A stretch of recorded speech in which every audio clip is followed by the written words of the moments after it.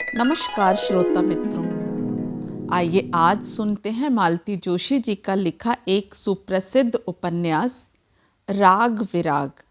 मैं उम्मीद करती हूँ ये आप सभी को बहुत पसंद आएगा क्योंकि ये उनका एक बहुचर्चित उपन्यास है। तो शुरू करें दोस्तों। तानपुरा नीचे रखते हुए पता नहीं कैसे दृष्टि द्वार पर चली गई। देखा, झील सी गहरी दो आंखें अपलक मुझ पर टिकी हुई हैं। सकपका कर मैंने नजरें झुका लीं और अपना सामान समेटना प्रारंभ किया। पंडित जी तब तक लौटे नहीं थे। खोल चढ़ाकर मैंने तानपुरा यथास्थान रखा और रसोई के दरवाजे पर खड़े होकर कहा, जिया, मैं जा रही हूँ, दरवाज़ा देख लेना। लेकिन पूरी बात शायद मैं कह भी ना पाई क्योंकि मुझे घूरने वाली वे आंखें सशरीर जिया की रसोई में विराजमान थीं। एक अनु, आओ चाय पी जाओ। जिया ने फरमान छोड़ा। उसे नकारने की ताब मुझ में ना थी। चुपचाप जाकर पटरे पर बैठ गई, पर आंखें अब भी उस अपरिचित की ओर उठ उठ जाती थीं। ये मनोज हैं, हमारे बहनौत हैं। जिया ने जैसे मेरे असमंजस को पढ़ लिया। गांव से परीक्षा देने आए हैं। मैंने अच्छा कहकर प्रसंग समाप्त कर दिया। जिया के रिश्तेदारों में अब हम लोगों को कोई दिलचस्पी नहीं रह गई है क्योंकि एक तरह से सारी दुनिया ही उनके भाई भतीजों से भरी पड़ी है। कोई ससुराल पक्ष से, कोई पीहर पक्ष से, तो कोई केवल गांव के नाते से उनका सगा संबंधी हो जाता था। एक बार तो कोई अब्दुल गनी साहब पंडित जी से मिलने आए हुए थे। मैंने जिया को छेड़ा, ये भी तुम्हारे कुछ लगते होंगे।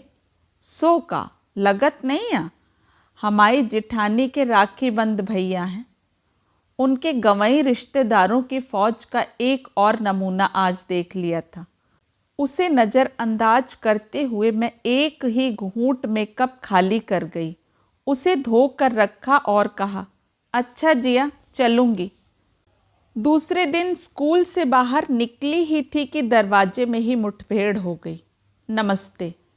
उन्होंने ही पहल की, नहीं तो मैं शायद पहचान भी न पाती। आप यहाँ कैसे? दोनों ने एक साथ प्रश्न किया। मैं यहाँ पढ़ाती हूँ, मैंने कहा। क्या पढ़ाती हैं? मैंने संगीत कला निकेतन के बोर्ड की ओर संकेत किया। मतलब शाम को मौसा जी से सीखने आती हैं और वही सुबह यहाँ पढ़ा देती हैं, ठीक है ना? इस बचकाने प्रश्न का मैंने जवाब नहीं दिया बल्कि पूछ ही लिया, आप यहाँ किस लिए तशरीफ़ लाए हैं? परीक्षा देने। उन्होंने बगल में रखे टाइपराइटर की ओर संकेत किया। अच्छा, इस बिल्डिंग में टाइपिंग की परीक्षाएं भी होती हैं? मुझे तो पता ही नहीं था। अच्छा जी, मैं चलूं, अब देर हो रही है। बेस्ट लक तक नहीं दीजिएगा? Best luck. मैं और क्या, एक तो हॉल के दरवाजे पर ही मिल गई और मतलब पेपर खराब हो जाए तो मुझे ही दोष देंगे। सो तो है ही, मेरे भविष्य का ना सही, इस टाइपराइटर का तो लिहाज कीजिए, किराए पर लाया हूँ। पूरी दोपहर मन में धुकुर पुकुर होती रही। पता नहीं परीक्षा कैसी रही होगी, पता नहीं महाशय खुद कितनी तैयारी से आए हैं, पर अगर वहाँ कुछ नहीं बन पड़ा तो मुझे ही कोसेंगे। उनके कोसने की वैसे खास परवाह भी नहीं थी, पर पता नहीं क्यों मन वहीं अटका रहा। 4 बजे मैंने अपनी कॉपी और पेन उठाकर चलने की तैयारी की तो माँ आश्चर्य से देखने लगी। आज तो बुधवार है ना? माँ जानती हैं पंडित जी मुझे केवल मंगल और शुक्र को ही सिखाते हैं। हफ्ते के 6 दिन उनके शिष्यों में बटे हुए हैं। सोमवार को छुट्टी रहती है क्योंकि उस दिन उनका व्रत रहता है। दिन भर निराहार रहकर शाम को नीलकंठेश्वर के दर्शन के बाद ही वे खाना खाते थे। यही दिन था जो जिया को बाहर के कमरे की सफाई के लिए मिलता था। कमरे को लीपना, वाद्य यंत्रों के गिलाफ धोना, दरियां झटकार कर फिर से बिछाना, ये सारे काम जिया अकेले निपटाती थी। इसमें किसी का दखल उन्हें पसंद न था। माँ को सारे कार्यक्रम की जानकारी थी, इसीलिए उन्होंने पूछा, आज तो बुधवार है ना? कल पंडित जी को सेठ ने किसी काम से बुलवा लिया था, प्रैक्टिस हो ही नहीं पाई थी। मैंने किसी तरह माँ का समाधान किया और पंडित जी के घर की राह ली। क्यों बेटे? वे खुद भी मुझे देखकर विस्मित थे। जी, वो कल आपने श्याम कल्याण की चीज़ बताई थी, बहुत कोशिश की मैंने, पर वह अंतरा उठाते ही नहीं बन रहा। कोई बात नहीं, अभी देख लेते हैं, तान पूरा मिलाओ तब तक। उन्होंने वात्सल्यपूर्ण आश्वासन दिया। उनके पास बैठे दोनों शिष्य मुझे गदगद भाव से निहारने लगे। उन लोगों की पढ़ाई उस दिन वहीं रुक गई। सब के सब मेरे लिए व्यग्र हो उठे। एक ने हारमोनियम संभाल लिया, दूसरा तबला सुर में बिठाने लगा। आलाप शुरू ही किया था कि श्रीमान जी भीतर दाखिल हुए। कहो बेटे, पेपर कैसा रहा? अच्छा ही रहा मौसा जी, सुबह आप लोगों के आशीर्वाद लेकर चला था, फिर रास्ते में अच्छे लोगों से मुलाकात होती गई। मैंने कनखियों से देखा, वे मेरी ओर देखकर शरारत से मुस्कुरा रहे थे। पता नहीं पंडित जी ने इसे लक्ष्य किया या नहीं, पर तुरंत ही उस प्रसंग को बदल कर मुझसे बोले, हाँ बेटे, शुरू करो तो। दोबारा शुरू किया तो लगा पूरा शरीर ही तानपूरा बन गया है जैसे। रोम रोम से स्वर लहरियां फूट रही थीं। पंडित जी मुझ पर अक्सर बिगड़ा करते थे। क्या रट्टू तोते की तरह गाती चली जाती हो, बोल के मर्म को तो समझो बेटे। शास्त्र ही सब कुछ नहीं है, गायन में मिठास भी होनी चाहिए, और यह मिठास केवल स्वर को साधने से नहीं आती, उसके लिए शब्दों की तह तक जाना पड़ता है। गायक जब गीत में अपने प्राण उड़ेलता है तब जाकर बात पैदा होती है। यह प्राण उड़ेलना क्या होता है, यह मैंने आज जाना। सावन की सांझ मोको सुखद भई। सच, इतनी खुशनुमा सांझ तो पहले कभी नहीं देखी थी। बेगम अख्तर की एक गज़ल मुझे बहुत अच्छी लगती है। यूँ तो हर शाम उम्मीदों में गुजर जाती थी, आज क्या बात है जो शाम पे रोना आया। इन पंक्तियों को गाते हुए उनके स्वर में ऐसी तड़प होती है जैसे सचमुच शाम उनके लिए दर्द का पैगाम लेकर आई हो। इसके विपरीत मुझे लग रहा था कि आज की शाम मेरे लिए खुशियों का काफिला लेकर उतरी है। गाना समाप्त करते हुए अनायास ही आंखें रसोई की ओर उठ गईं। दो झील सी गहरी आंखें अपलक मुझे निहार रही थीं। कल उन आँखों में कौतूहल था, आज परिचय की आँच थी। उस आँच से मैं कानों तक लाल हो आई। घर के लिए चली तो वे साथ चले आए। कहाँ रहती हैं आप? कहें तो घर तक छोड़ दूँ? अरे नहीं बाबा। क्यों, डरती हैं? हाँ, लोगों से। अच्छा, कल तो हमें चले ही जाना है। आपसे एक बात कहनी थी। आप गाती हैं ना, तो आपका चेहरा एक उजास से भर जाता है। मैं कुछ पल उनके सुदर्शन व्यक्तित्व को निहारती रही, फिर धीरे से कहा, मैं सुंदर नहीं हूँ, यह बात मैं अच्छी तरह जानती हूँ। मैंने आपके रूप को लेकर तो कुछ नहीं कहा, मैं तो कह रहा था कि गाते समय आपका चेहरा एक अनोखे उजास से भर जाता है। ऐसा क्यों? ऐसा क्यों, इस प्रश्न का भला कोई क्या उत्तर दे। कोई 2 महीने बाद पंडित जी के घर में वही आकृति फिर दिखाई दी। देखते ही भान हुआ कि पिछले दिनों मेरे अंतरंग सपनों में यह चेहरा बार बार उभरता रहा है। सोचकर शर्म से, संकोच से भर उठी मैं। फिर भी उनके नमस्ते का जवाब तो देना ही था। कब आना हुआ? स्वर को संयत कर मैंने पूछा। परसों रात को। और इस बार जाने के लिए नहीं आया हूँ। आपके शहर में खूंटा गाड़ दिया है। मतलब? उसकी नौकरी लग गई है, पंडित जी ने बताया। उनके स्वर से स्पष्ट था कि रियाज के बीच इस तरह का व्यवधान उन्हें पसंद नहीं है। मैंने तुरंत सारा ध्यान समेट कर गाने में लगाया, पर बार बार यही लगता रहा कम से कम कॉन्ग्रेचुलेशंस तो कह ही सकती थी। सच, क्या सोचा होगा उन्होंने। पर बधाई लेने को वह मुझसे ज़्यादा आतुर लगे। दरवाजे के बाहर ही उन्होंने मुझे घेर लिया और साथ हो लिए। माफ़ कीजिए, आपको बधाई देना भूल ही गई। मैं तो सोच रहा था आप छूटते ही मिठाई मांगेंगी। मिठाई? हाँ, आपका तो हक बनता है। आपकी दुआओं ने ही तो असर दिखाया है, नहीं तो हम इस बार भी बैरंग ही लौटते। बोलिए, कहाँ चलेंगी? आपकी पहली तनख्वाह मिलने दीजिए, तब मिठाई लेंगे। मिठाई ना सही, एक एक कप चाय तो हो जाए। कुछ तो सेलिब्रेट करने दीजिए। आइए। हम लोग मानसरोवर के सामने खड़े थे। वहाँ खड़े होकर ना नुकर करने का मतलब था लोगों का ध्यान आकृष्ट करना। चुपचाप उनके पीछे हो ली। इत्मीनान से बैठकर जब लंबा चौड़ा ऑर्डर दिया जा चुका तो मैंने पूछा, बहुत खुश हो रहे हैं? खुश होने की तो बात ही है। 2 साल से प्राइवेट मिडिल स्कूल में लड़के हाँक रहा हूँ। 350 पर साइन करवा कर 200 टिकाते थे, ऊपर से क्लर्क का भी काम करवाते थे। यहाँ क्या मिलेगा? 450 का तो ग्रेड ही है, ऊपर से महंगाई भत्ता, अंतरिम राहत है, फिर सरकारी नौकरी है, काम की कोई पाबंदी नहीं। किया तो किया, नहीं किया तो नहीं किया, कोई पूछने वाला नहीं। ढेर सारी छुट्टियाँ, CL, EL, मेडिकल, बस आराम से ज़िंदगी कट जाएगी। फिर बुढ़ापे की पेंशन तो कोई रोक ही नहीं सकता। ऐसे क्या देख रही हैं? सोच रही थी। क्या? लोग कैसी कैसी महत्वाकांक्षाएं पाल लेते हैं। कल्याणी जी, वे एकाएक गंभीर हो उठे। हम आपकी तरह कलाकार नहीं हैं, आकांक्षाओं का आकाश बस इतना सा है। अरे, आप तो बुरा मान गए। I am very sorry. नहीं, इसमें सॉरी कहने जैसी तो कोई बात नहीं है। आपने सच कहा है।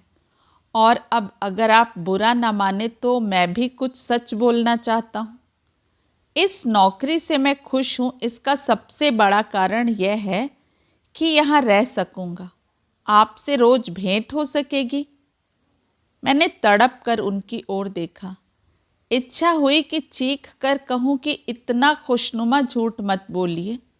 उसे सच मान लेने की इच्छा होती है, पर प्रकट रूप से इतना ही कहा, रोज नहीं, मैं केवल मंगल और शुक्र को ही पंडित जी के पास आती हूँ। केवल वही एक जगह तो नहीं है? नहीं, पंडित जी ऐसा पसंद नहीं करेंगे। सवाल उनकी पसंद का नहीं है, आप पसंद करेंगे कि नहीं यह बताइए। पानी के तेज बहाव में जैसे संतुलन खो जाता है, वैसा ही कुछ मेरे साथ हुआ। घर लौटी तब भी मेरे पैर जमीन पर नहीं थे। बरामदे में ही भैया टकरा गए। गोद में ट्रांजिस्टर रखे स्वर सुधा सुन रहे थे। मतलब 6:45 बज चुके थे। डर लगा कि देर से लौटने के लिए जवाब तलब होगा, पर वे तन्मयता से कार्यक्रम सुन रहे थे। मुझे देखते ही बोले, कन्नू सुन, टैगोर हॉल में पिछली बार परवीन ने यही चीज़ सुनाई थी ना। अब मेरे कान सजग हुए। हंस ध्वनि का तराना था, इसे भी आज ही बजना था। मेरा रोम रोम उस लय पर थिरक उठा। हर तान के साथ मन अंगड़ाई ले रहा था। कन्नू जी, मैं जैसे सोते से जागी। बहुत खुश नजर आ रही है आज। नहीं तो, मैंने कहा, और तब ध्यान आया कि गाना तो कब का समाप्त हो चुका। खेल समाचार शुरू हो गए थे और मैं अभी उसी धुन पर थिरक रही थी। अपने उसी स्वांग को बरकरार रखते हुए मैं ताकि धूम तिनक ताकि धूम गुनगुनाती हुई कमरे में चली आई। मन तो हुआ था भैया से कहूँ, हाँ भैया, आज मैं बहुत खुश हूँ। आज पहली बार किसी ने मेरी देह से परे जाकर मेरे अंतस के सौंदर्य को पहचाना। पहली बार किसी ने मेरी भावनाओं को अपना मखमली स्पर्श दिया है। पहली बार किसी ने सपनों से मांग भरी है। पहली बार मेज पर रखे लंबे लिफाफे ने मेरा ध्यान आकृष्ट किया। खोलकर देखा अपॉइंटमेंट लेटर था। इसी सोमवार को मानिक चौक वाली ब्रांच में ज्वाइन करना था। एक तरह से भैया ने अपना वादा निभाया था। एक बार तू इंटरव्यू में निकल जा, फिर पोस्टिंग का जिम्मा मेरा रहा।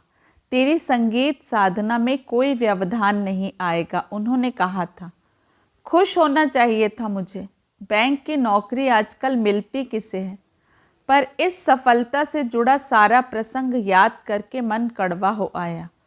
भैया तीसरी बार मेरे लिए फॉर्म लाए थे। उसे माँ के सामने पटक कर मैंने कहा था, आखिर आप लोग मेरे पीछे हाथ धोकर क्यों पड़े हैं? जानते तो हैं कि इन चीज़ों में मेरा मन नहीं लगता। मन तो लगाने से लगता है, माँ ने शांत स्वर में कहा। कोई ज़बरदस्ती है? मैं भुनभुनाई। कन्नू, कभी बात को समझा भी तो कर। हर बार अपनी ही हाँकती रहेगी या किसी की सुनेगी भी? सुनाइए, क्या सुनाना है? देख बिटिया, जमाने का चलन अब बदल गया है। आजकल लड़की का रंग रूप कोई नहीं देखता, सब नौकरी पर मरते हैं। नौकरी अगर बैंक की हो तो फिर पूछना ही क्या, लड़के वाले हाथों हाथ ले जाते हैं। यह रूप रंग वाली बात भीतर तक चुभने वाली थी। उसे दिलेरी से झेलते हुए मैंने कहा, माँ, अव्वल तो मुझे शादी ही नहीं करनी, और जो लोग सिर्फ मेरी नौकरी देख कर रीझेंगे वहाँ तो बिल्कुल भी नहीं। शादी नहीं करनी तो फिर क्या करने का इरादा है? वही जो कर रही हूँ। गाने से किसी की ज़िंदगी बनी है, मेरी बनेगी। तुम देखना एक दिन मैं कहाँ पहुँचूँगी, तब तुम ही मेरी तारीफ करते नहीं अघाओगी। आसमान की ऊंचाई कोई एक दिन में नहीं छू लोगी तुम, उसमें समय लगता है। तब तक के लिए क्या सोचा है? मतलब? कन्नू बेटे, माँ ने उसास भरकर कहा, तुम्हारे बाबूजी नहीं रहे, मैं भी अब कितने दिन जीऊँगी? यही साल, 2 साल, 5 साल। भाई भी मान लो तुम्हारे अपने हैं, पर भाभियाँ तो पराए घर से आई हैं। शादी नहीं करोगी तो क्या जिंदगी भर उनके भरोसे बैठी रहोगी? हाथ में कुछ हुनर तो होना चाहिए। हर महीने तनख्वाह लाकर उनके हाथ पर रखोगी तो भाभियों की भी आत्मा शांत रहेगी। नहीं तो यही सोचेंगे कि दुनिया जहान की लड़कियां नौकरी करती हैं, लेकिन ये दोनों माँ बेटी मुफ्त की रोटियां तोड़ रही। माँ को फिर और कुछ नहीं कहना पड़ा। हार कर फॉर्म भर दिया था मैंने। फिर एक कोचिंग क्लास भी ज्वाइन कर ली थी। 3 महीने जमकर पढ़ाई की थी और आज नौकरी का नियुक्ति पत्र मेरे हाथ में था। मन हुआ उस कागज के टुकड़े टुकड़े करके माँ के सामने उछाल दूं और कहूँ, अब इस नौकरी की ज़रूरत नहीं है माँ, इसके बिना भी मुझे चाहने वाले लोग दुनिया में हैं। अगली बार भेंट हुई तो मैंने ही आमंत्रण दिया, आज चाय हमारी ओर से पीजिएगा। किस खुशी में? हमें नौकरी मिल गई है। लेकिन आप तो नौकरी करती थी ना? वह कोई नौकरी थी? पॉकेट मनी तक नहीं जुटती थी। मैंने तो सोचा था कि उस बहाने थोड़ा रियाज हो जाया करेगा, पर बच्चों के साथ चिल्लाते हुए मेरा गला भी फटे बांस सा हो गया है। अब कहाँ मिली है? बैंक में, यूनियन बैंक। वाह, तब तो सिर्फ चाय से काम नहीं चलेगा। जो आप कहें। रेस्तरां से निकलकर हम लोग पार्क की तरफ निकल गए। वही जानी पहचानी जगह, वही परिचित माहौल था, पर साथ बदल जाने से एकदम खुशनुमा हो उठा था। वहाँ नरम घास पर पैर फैलाकर बैठते हुए बोले, कल्याणी जी, एक काम कर सकेंगी? आप सुबह पढ़ाने जाती हैं ना? वहाँ कुछ परिचय तो हो गया होगा। 1-2 ट्यूशन्स दिलवा सकेंगी? क्यों, पढ़ाने से मन नहीं भरा क्या? सिर्फ मन भरने से क्या होता है? वे बुदबुदाए, फिर मुझसे बोले, बहुत सारा खाली समय रहता है मेरे पास, उसका उपयोग हो जाएगा, फिर थोड़ा सहारा तो होगा ही।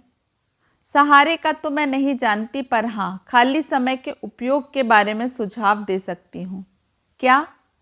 भाग्य से आपकी पोस्टिंग इतने बड़े शहर में हुई है। अब कुछ क्वालिफिकेशंस बढ़ाने के बारे में सोचिए ना। क्या ज़िंदगी भर क्लर्क ही बने रहने का इरादा है? एमए की क्लासेस सुबह लगती हैं, आप आसानी से किसी विषय में एमए कर सकते हैं, या चाहें तो शाम को मैनेजमेंट या लॉ ज्वाइन कर सकते हैं।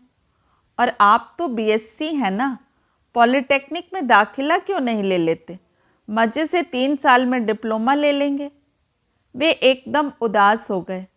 कल्याणी जी, उस दिन आप मेरी महत्वाकांक्षाओं को सुनकर हंसी थी, आज?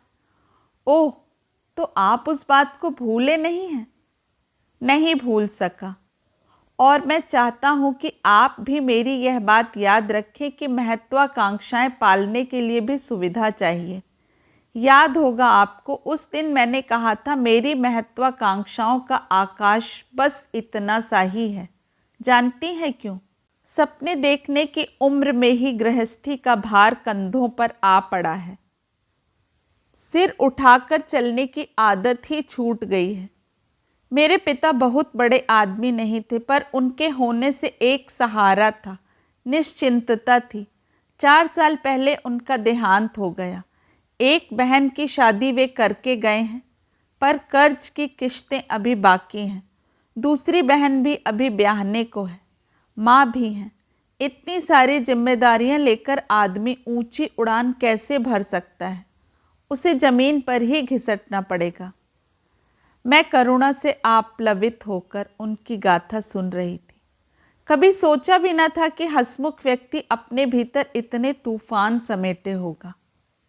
आपने भी इतने सारे नाम गिनाए। अगर चाहूँ भी तो क्या मैं वह खर्च उठा सकता हूँ? कॉलेज की फ़ीस, परीक्षा की फ़ीस, किताबें, कॉपियाँ, बस का किराया, इन सब के बारे में सोच कर देखिए। कहाँ से आएगा इतना रुपया? कौन देगा? मैं दूंगी। वे तो क्या, स्वयं मैं भी चौंक पड़ी। यह अनजाने में ही क्या कह गई मैं? अनजाने में भले ही हो, पर अनचाहे नहीं कहा था, इसलिए पछतावा भी नहीं हुआ। सोमवार की सुबह ऑफिस जाने से पहले मैं पंडित जी के यहाँ गई। पिछवाड़े आंगन में जाड़े की धूप सेकते हुए दोनों शिव पार्वती की तरह पास पास बैठे थे। पंडित जी अखबार पढ़ रहे थे और जिया मटर छील रही थी। मैंने मिठाई का डिब्बा सामने रखकर दोनों के पैर छू लिए। काहे की मिठाई है? जिया, मेरी नौकरी लग गई है। नौकरी? हम तो समझे कि तुम्हारी सगाई हो गई है। अजीब अहमक हो, सगाई की मिठाई देने क्या वह खुद आती? पंडित जी ने एकदम झिड़क दिया तो जिया कट कर रह गई। उन्हें उबारने के लिए मैंने कहा, आज ही ज्वाइन कर रही हूँ, आप लोगों का आशीर्वाद लेने आई हूँ। बैठी मुँह क्या ताक रही हो? जाओ ठाकुर जी को भोग लगा कर ले आओ, लड़की प्रसाद लेकर जाएगी। पंडित जी फिर झुंझलाए। मिठाई का डिब्बा उठाकर जिया बेचारी भीतर चली गई। अब आपको मेरे लिए रविवार को समय निकालना पड़ेगा, मैंने कहा, या कहें तो शनिवार की शाम को भी आ सकती हूँ, क्योंकि बैंक में शनिवार की आधी छुट्टी रहती है। अरे भाई, क्या करने लग गई? पंडित जी ने जिया को आवाज़ दी, जल्दी ले आओ, उसे दफ्तर जाना है। उनके उस आदेश में मेरे लिए व्यग्रता भले ही रही हो, पर स्वर में केवल पिंड छुड़ाने का सा भाव था। तब पहली बार मैंने लक्ष्य किया कि जब से आई हूँ वे मुझसे एक शब्द भी नहीं बोले हैं। पंडित जी, उन्होंने केवल मेरी तरफ देखा। आप नाराज हैं? नहीं तो हम क्यों किसी से नाराज होने लगे? किसी से हो ना हो, मुझसे तो हो सकते हैं। आप मेरे बड़े हैं, मेरे गुरु हैं। अगर अनजाने में कोई भूल हो गई हो तो कान पकड़कर बताने का हक आपको है। नहीं बिटिया, अब वह बात नहीं रही। क्यों नहीं रही? अगर हम तुम्हारे कुछ होते तो तुम एक बार कम से कम पूछ ही लेती, एकदम मिठाई लाकर सामने न रखती। मैं एकदम जैसे आसमान से गिरी। शर्म से मैंने सिर झुका लिया। सच, यह मुझे क्या हो गया था? जिस नौकरी के लिए पहले इतनी उदासीनता थी, उसी के लिए इतनी व्यग्र हो उठी कि इतनी साधारण सी बात भी याद न रही। माँ ने याद ना दिलाया होता तो शायद मिठाई लेकर भी नहीं आती। ऐसा पहले कभी नहीं हुआ था। उनकी अनुमति लिए बिना मंच पर तो कभी गई ही नहीं। कॉलेज की पिकनिक या किसी रिश्तेदार की शादी में भी जाना होता तो पहले उनसे आज्ञा ले लेती। मेरी इस गुरु भक्ति का घर में अक्सर मजाक उड़ता। संध्या भाभी नई नई शादी होकर आई तो चर्चाएं सुनकर बड़ी उत्सुक हो उठी। एक दिन जिद करके मेरे साथ हो ली। माँ ने कहा भी कि इस तरह नई नवेली बहू का औचक चला जाना अच्छा नहीं लगता, पर मैंने मना नहीं किया। मैं उनकी अपेक्षा भंग का मजा लेना चाहती थी। सच, बेचारी इतनी निराश हुई, अच्छी खासी गॉसिप का मजा हाथ से निकल गया। कन्नू जी, ऐसी क्या मजबूरी आ गई थी बेटे? हमसे कहा होता। दरअसल भैया की बहुत इच्छा थी। परीक्षा देने गई थी तब आपसे कहा भी था। हाँ, शायद बताया था तुमने। उनका मन रखने के लिए परीक्षा दे दी थी। अब सिलेक्शन हो गया है तो वे कहते हैं कि चांस छोड़ना बेवकूफ़ी है। आप तो जानते हैं बाबूजी के बाद अब भैया ही घर के बड़े हैं, उनकी बात रखनी पड़ती है। इसके बाद पंडित जी कुछ नहीं बोले, पर मेरा मन ग्लानि से भर उठा। सारे रास्ते मैं अपने को धिक्कारती रही। छी, अपने पितृ तुल्य बड़े भाई पर यह कैसा आरोप जड़ दिया मैंने। अपने ऋषि तुल्य गुरु से कैसा झूठ बोल गई मैं। बड़े भैया ने तो कभी किसी बात के लिए जोर नहीं दिया। वे तो बेचारे डरे डरे से ही रहते हैं कि मुझे और अम्मा को कोई बात चुभ ना जाए। हम दोनों को वे ही तो झेल रहे हैं। बाकी दोनों ने तो बड़ी आसानी से पीछा छुड़ा लिया है। कपिल भैया के पास बम्बैया छोटे मकान का शाश्वत बहाना है। सुनील भैया दिल्ली की महंगाई का रोना रोते रहते हैं। नीता भाभी तो साफ कहती हैं कि जब बड़े भैया पैतृक मकान का आनंद उठा रहे हैं, जिम्मेदारियां भी भुगतें। मेरे लिए रविवार की दोपहर में 2 से 4 तक का समय निश्चित हो गया। पहले दिन से ही लगा कि पंडित जी कुछ खींचे खींचे से हैं। 7-8 साल साथ रहने के बाद गुरु शिष्य के बीच जो सामंजस्य पनपता है, वह कहीं से टूटता नजर आया। फिर कुछ मैं भी उखड़ी उखड़ी सी रहती। मनोज उन दिनों एक अलग कमरा लेकर तिलक नगर में रहने लगे थे। रविवार की शाम मैंने उनके नाम कर दी थी। तानपुरे पर उंगलियां फेरते हुए मैं अक्सर प्रतीक्षा की घड़ियां गिनती रहती। शरीर वहां होता, पर मन हवाओं से बात करता हुआ प्रियतम के पास पहुंच जाता था। इसलिए पंडित जी एक एक चीज कई कई बार समझाते, फिर भी मेरी पकड़ में ना आती, तब वे अक्सर झुंझला उठते थे।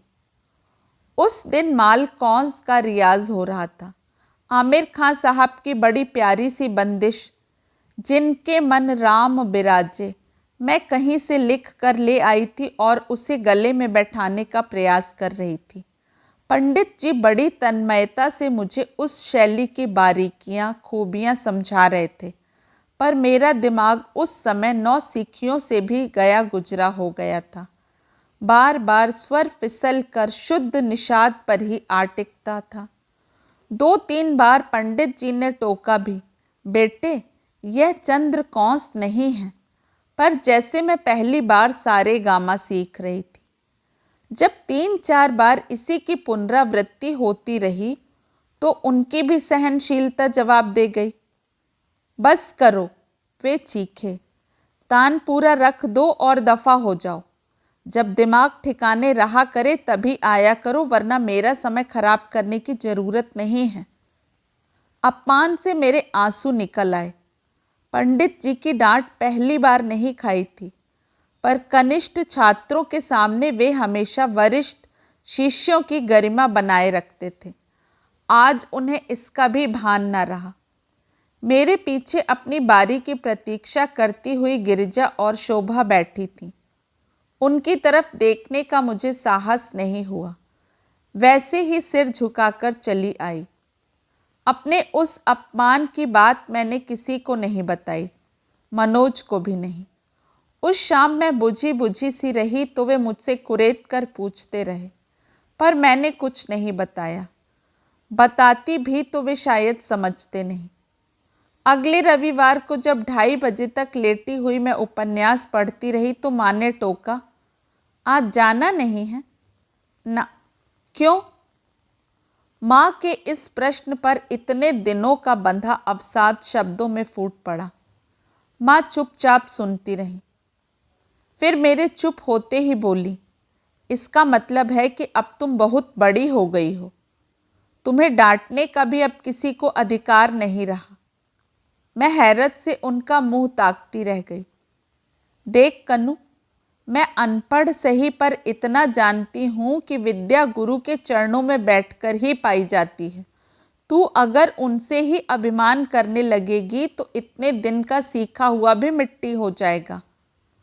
उस दिन माँ ने मुझे ठेल ठाल कर भेजा। मैं मुंह फुलाए ही घर से निकली थी और उसी मुद्रा में जाकर बैठ गई। लेकिन पंडित जी हमेशा की तरह अपने वत्सल स्वरूप में थे। मुझे देखते ही बोले, तबीयत तो ठीक है ना बिटिया?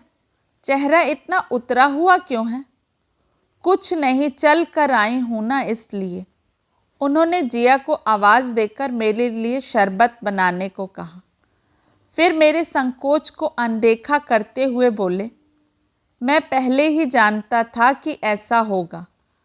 हफ्ते भर दफ्तर में मगजमारी करने के बाद गाना सीखने लायक दमखम तुम में नहीं है। कोई लड़का होता तो शायद निभा ले जाता, पर यह तुम्हारे बस की बात नहीं है। लेकिन पहले भी तो हफ्ते में 2 ही दिन सीखती थी, पर बाकी दिनों में तुम स्वतंत्र तो थी।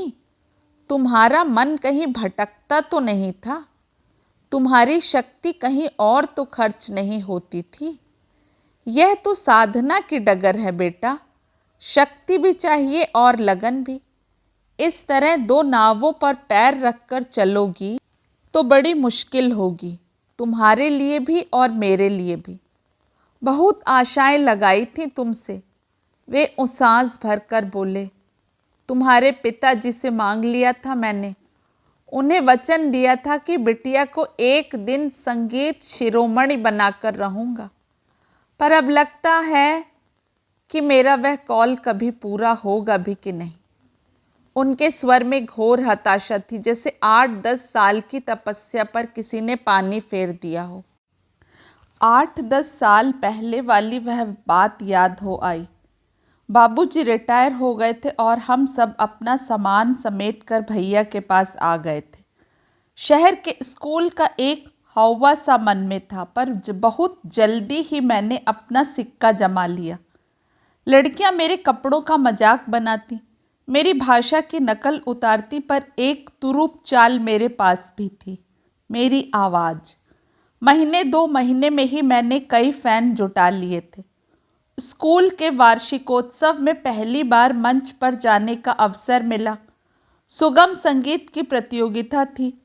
मुझे तो नया कोई गीत याद भी नहीं था, वही पुराना सा घूंघट के पट खोल ही गा दिया और बाजी मार ली। प्रथम पुरस्कार के लिए जब मेरे नाम की घोषणा हुई तो कितनों के चेहरे देखने लायक हो गए थे। निर्णायकों में एक बुजुर्ग से व्यक्ति भी थे। कार्यक्रम की समाप्ति पर उन्होंने पास बुलाकर शाबाशी दी, नाम पूछा, फिर बोले, गाना सीखोगी? गाना? हाँ, अगर सीखना चाहो तो अपने पिताजी से कहना मुझसे मिल लें। उनका बताया पता रटते हुए ही मैं घर पहुंची।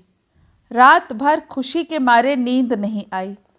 दूसरे दिन सुबह सवेरे मैं बाबूजी को घसीट कर सेठ रामदास जी की बगीची में ले गई। वहाँ बीचों बीच श्री रघुनाथ जी का सुंदर मंदिर था, छोटा सा किंतु सुंदर सा। सफ़ेद पत्थर पर रंगीन नक्काशी थी। फर्श पर काले सफ़ेद संगमरमरी चौकोर टुकड़े जड़े हुए थे। युगल जोड़ी की मूर्तियाँ तो इतनी सुंदर थी कि आंखें टिकी रह जाती थीं। हम लोग पहुँचे। उस समय आरती हो रही थी। बाहर इक्का दुक्का दर्शनार्थी खड़े थे। भीतर कल वाले सज्जन रेशमी धोती पहने आरती उतार रहे थे। बाबूजी तो उन्हें देखकर ही गदगद हो गए। प्रसाद लेकर जैसे ही बाकी भक्तगण विदा हुए, बाबूजी ने आगे बढ़कर उन्हें दंडवत किया और बोले, महाराज, मैं काशीनाथ दुबे हूँ। कल बिटिया के हाथ आपने संदेश भेजा था। मुझे देखकर पंडित जी को सब याद हो आया। प्रसन्न होकर बोले, अच्छा तो आप हैं? वाह भाई साहब, मैं तो आपको बधाई देना चाहता हूँ। आपके घर में साक्षात सरस्वती ने जन्म लिया है। मैं इतने दिनों से बच्चों को सिखा रहा हूँ, सुन रहा हूँ, पर यह बात कभी कभी ही देखने में आती है। मैं तो चाहूँगा कि आप इसे मुझे सौंप दें। यह तो कन्या का ओहो भाग्य होगा महाराज। बाबूजी हाथ जोड़कर बोले, लेकिन मैं रिटायर्ड आदमी हूँ, खुद बच्चों के भरोसे हूँ। मैंने आपसे कुछ और तो नहीं मांगा भाई साहब, बस बिटिया को मांग रहा हूँ। पैसे देने वाले विद्यार्थी तो बहुत मिल जाते हैं, पर संतोष देने वाला एक आध मिलता है, और फिर मैं पैसों के लिए सिखाता भी नहीं। हम कुल 2 प्राणी हैं, पेंशन में मज़े से गुजारा हो जाता है। सेठ जी के कुल देवता की सेवा का भार ले लिया है, उनकी कृपा से सिर पर छत बनी हुई है।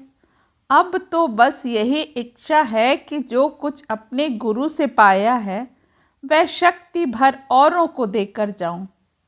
बाबूजी ने बटुआ खोलकर 11 रुपए निकाले और कहा, बेटे, गुरु जी के चरण छुओ, यहाँ नहीं घर चलिए।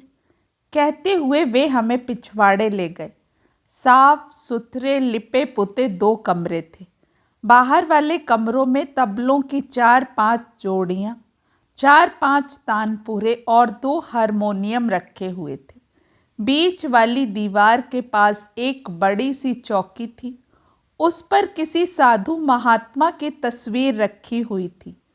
उस पर चढ़ाया फूलों का हार ताजा ही था।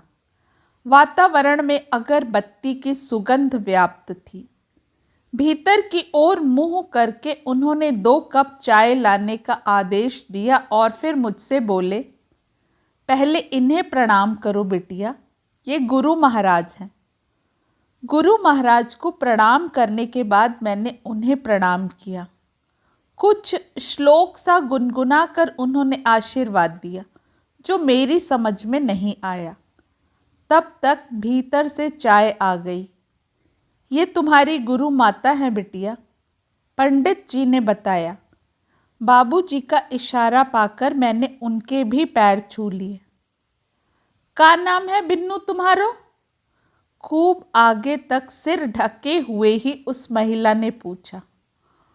उस कच्ची उम्र में भी यह बात मुझे चुभे बिना नहीं रही कि ऐसे सुरीले व्यक्ति की यह कैसी बेसुरी पत्नी है। घर लौटते ही माँ ने तूफान खड़ा कर दिया। कुछ समझते हैं न सोचते हैं, बस जो मन में आएगा कर गुजरते हैं। यह भी होश नहीं रहा कि लड़की अब बड़ी हो रही है, उसे किसी उस्ताद के पास मैं नहीं भेजने की साफ कह देती हूँ। ये सारे संगीत मास्टर 1 नंबर के लफंगे होते हैं। और लगे हाथ माँ ने दर्जनों किस्से सुना डाले जो उन्होंने भी कहीं से सुन रखे थे। माँ ने तो एक तरह से वह प्रसंग समाप्त ही कर दिया था, पर मैं ही जिद पर अड़ी रही। माँ को हार माननी ही पड़ी। पहले दिन वे स्वयं मेरे साथ गईं। पंडित जी की सौम्य शांत सात्विक मुद्रा देखकर वे आश्वस्त ही नहीं, अभिभूत हो गईं, और जिया का देखकर तो एकदम ही रीझ गईं। किसी भी प्रसाधन की अपेक्षा न रखने वाला उनका दमकता रंग, वयस्क को झुठलाने वाली कांति, तीखे नाक नक्श, ऐसा अनित्य रूप रंग मैंने भी जीवन में पहली बार देखा था। वहां से लौटते हुए माँ बार बार उसास भर रही थी। भाग्य का खेल है सब, ऐसा रूप तो रजवाड़ों के यहाँ भी मुश्किल से दिखाई देता है, और बेचारी इस पंडे पुजारी बाबा के यहाँ झाड़ू बुहारी कर रही हैं। माँ की सहमति मिल जाने के बाद फिर कोई रुकावट नहीं रही और मेरी विधिवत शिक्षा प्रारंभ हो गई। साल भर तो वे केवल भजन सिखाते रहे। कोई 8-10 भजन इस बीच मैंने याद कर लिए। पंडित जी कहते, कई लोग साल 2 साल सीखकर छोड़ देते हैं। उस समय उनके पास गुरु की नाम लेवा कुछ तो पूंजी होनी चाहिए। एक बार गला अच्छी तरह से मांझ लेने के बाद ही उन्होंने रागदारी में प्रवेश किया। उस समय उनके पास कोई 20-25 शिष्य थे। 5 से लेकर 45 वर्ष तक के ये स्त्री पुरुष बंधे बंधाए समय में उनके पास आते थे। पंडित जी सब पर एक सी मेहनत करते थे, पर शीघ्र ही सब जान गए कि मुझ पर उनकी विशेष कृपा दृष्टि है। एक एक स्वर को मेरे गले में बिठाने के लिए वे जान लगा देते। एक एक तान जब तक ठीक से ना उतरती वे चैन से ना बैठते। एक एक हरकत के लिए वे खुद भी हलकान होते, मुझे भी थका डालते। पर दोनों तरफ जोश बराबरी का था, इसलिए थकान नहीं होती थी। समय और दिन तो मेरे लिए भी नियत था, पर मैं जब जी चाहे चली जाती थी। दूसरों को सुनना मुझे अच्छा लगता था और मेरा यह उत्साह पंडित जी को अच्छा लगता था। कई बार किसी कठिन जगह को वरिष्ठ छात्र बार बार प्रयत्न करने पर भी पकड़ नहीं पाते। बाद में मैं बड़ी आसानी से उसे छू जाती। पंडित जी निहाल हो जाते। अपनी शिष्या पर उन्हें गर्व हो जाता। वे बड़े इत्मीनान से मुझे सिखा रहे थे। मैं अभी से उनके सर्वश्रेष्ठ कृति होने का दंभ भरने लगी थी, पर उन्होंने मुझे भटकने नहीं दिया। शुरू के वर्षों में उन्होंने मुझे कहीं गाने की अनुमति नहीं दी। बोले, इनाम तो तुम ले आओगी, पर प्रशंसा का नशा अगर तुम्हें चढ़ गया तो फिर कुछ सीख ना पाओगी।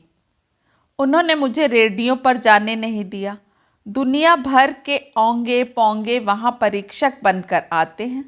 अगर ऑडिशन में फेल हो गई तो मेरी बदनामी होगी, अगर पास हो गई तो बंधी बंधाई लीक पर गाना शुरू कर दोगी। वही 30 मिनट का खेल, छोटा ख्याल बड़ा ख्याल, अलाप तान गाओगी और सोचोगी दुनिया बस यहीं समाप्त हो जाती है। 3 साल बाद पहली बार उन्होंने मुझे भातखंडे जयंती पर गाने की अनुमति दी। उस दिन जिन जिन लोगों ने मुझे सुना स्तब्ध रह गए। पंडित जी के पास बधाइयों का तांता लग गया। रात को माँ ने मुझ पर से राई नोन उतारा था। वह मेरी पहली विजय थी, मेरी जय यात्रा का पहला पड़ाव था। दूसरे दिन समाचार पत्रों में मेरा नाम फोटो के साथ छपा था। उन दिनों बीए में पढ़ रही थी। हुलसते हुए ही कॉलेज पहुंची। अब तक किसी ने मेरा नोटिस नहीं लिया था, अब सब जान जाएंगे कि मैं भी कुछ हूँ। सहपाठियों ने मेरा स्वागत विचित्र ढंग से किया। लड़कियों ने मुझे देखते ही नजरें झुका ली, पर कई लड़कों के चेहरे शरारत से मुस्कुरा उठे। अपनी सीट पर बैठते हुए मैंने देखा, ब्लैक बोर्ड पर मेरी अखबार वाली फोटो चिपकी है। उसके नीचे चौक से लिखा है, कोयल काली होती है।